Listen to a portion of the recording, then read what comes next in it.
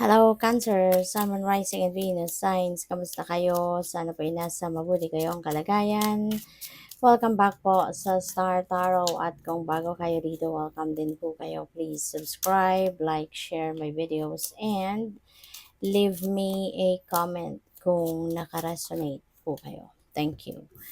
So, Cancer first card, we have truth. See your light, know your power, have the courage to walk your truth. Okay, so know your power, 'di ba? At sabi dito, maging matapang ka, no, na gawin yung mga bagay, na naka-align sa truth mo, naka-align sa values mo, sa core mo, yung gano'n. Huwag kang matakot na panindigan, no, yung mga bagay na pinaniniwalaan mo, 'di ba? Kung ano yung tunay mong pagkatao, ano ang meron ka, whatever it is that you've got, no? Huwag kang matakot na ilabas yan, i-unleash yan, i-share yan sa iba, ipakita sa ibang tao, yung ganon. So we have freedom, follow your heart, and nurture your soul with love and freedom to grow. Yan, follow your heart. Okay? Yan ang pinakamahalaga kasi yun ang magpapasaya sa'yo.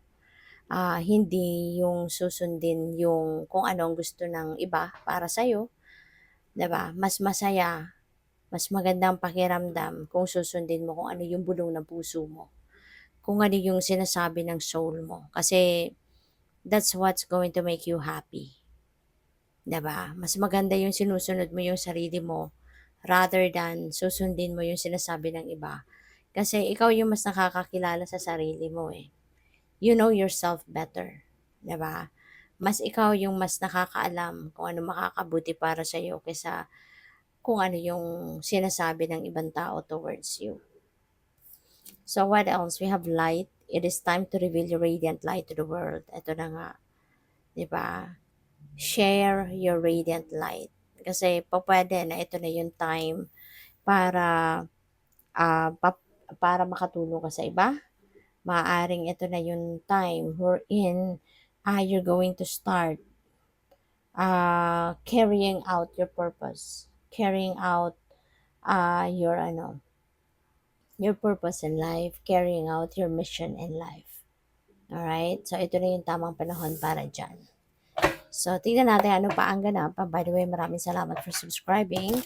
And if you haven't subscribed yet, subscribe na kayo. And also, maraming salamat din for not skipping the ads. Malaking bagay yan sa akin.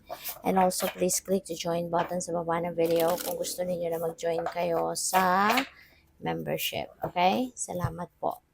So, we have the Six of Cups. Ayan. So, Six of Cups is about travel as well. No? Kasi baka ang iba sa inyo dito na baka nami-miss nyo na yung pamilya nyo, nami-miss mo na yung mga mahal mo sa buhay, person mo, jowa mo, asawa mo, mga anak, kung may anak, or magulang nyo. So, maybe you are missing them, no? And maybe malayo kayo sa kanila. Malayo ka sa kanya. Pwedeng ganon. Kaya ngayon, parang siguro nami-miss mo sila, nami-miss mo siya. So, yun, you are reminiscing the good times na you had together.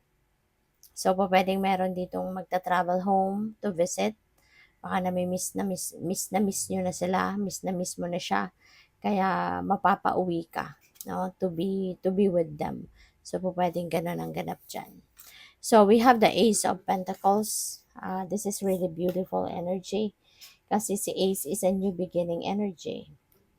Ito yung simula, no? Pagsisimula ng bagong ganap sa buhay, pagsisimula ng bagong chapter in your life. At ano to, Cancer? This is going to be the beginning of a beautiful change sa pangkaperahang aspeto ninyo. Mababago na dito yung chapter ninyo sa buhay in terms of your finances. Ito na yung simula ng pagbabago ng ano ninyo.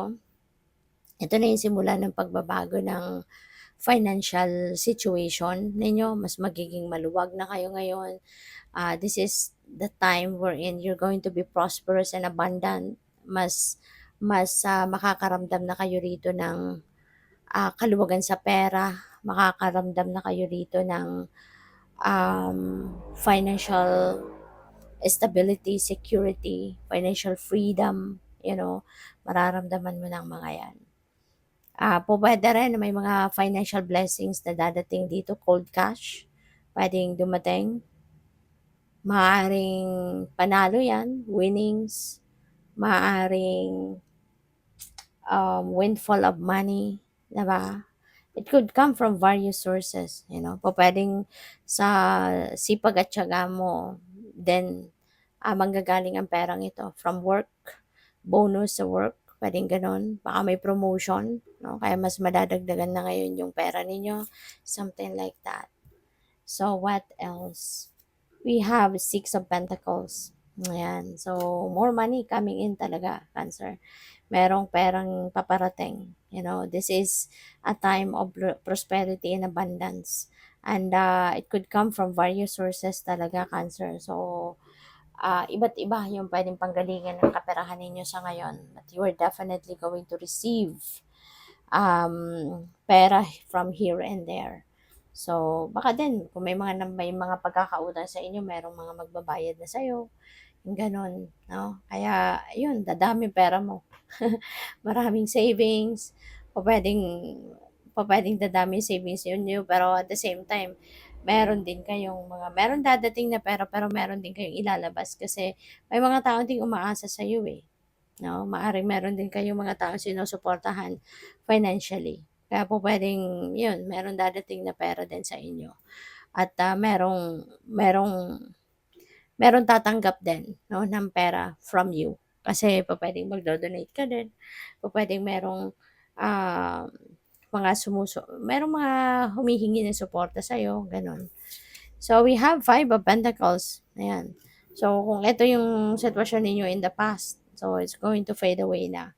Diba? Kasi magkakaroon na kayo ng breakthrough So, for some of you, baka ang iba sa inyo nagkakaproblema sa pera, may kulang, no? Lacking in money, pwedeng ganun. Baka may mga financial needs kayo, may mga financial obligations na pwedeng nag-short kayo sa pera sa ngayon. Kaya, pero huwag kayong mag-alala kasi money is coming in, merong breakthrough na paparating, merong perang dadating, kaya masosolve na yung problema ninyo pagdating sa pera sa ngayon, kung meron kayong mga pinoproblema. So, we have the tower, may sudden change na mangyayari. Yung tower na to, unexpected na pangyayari ito. Unexpected na, unexpected na circumstances pagdating sa kaperahang aspeto. Possible then na possible din ang mangyayari dito, Cancer, is at sudden change in terms of money and pwedeng yung source of money ninyo dito magkakaroon ng pagbabago. Baka meron dito magbabago sa trabaho, baka maglilipat ng trabaho kayo, or baka magki-quit kayo, magra-resign sa trabaho, something like that, because pwedeng magsisimula na kayo ng sarili ninyong negosyo, pwedeng ganun, no? May career change. So, kung ano man pagbabagong ito, this is not under your control. Yung pagbabagong ito, gawa to ng universe. Kaya pwedeng ma-surprise ka. Pero, ganun pa man, this is, kung ano man ang event na to, no? Kung paano man magbabago ang mga sitwasyon, this is going to bring forth a beautiful change sa'yo. In the end, kapag nakapag-settle ka na dito sa kung saan ka man dadalhin ng pagbabagong ito, kakasaya mo din ito. Pagpapasalamat mo yan na nangyari yan. Kasi, dito mo mararamdaman yung fulfillment. Mararamdaman mo dito iba yung saya. So, good luck. Thank you for watching. Love and light. Namaste.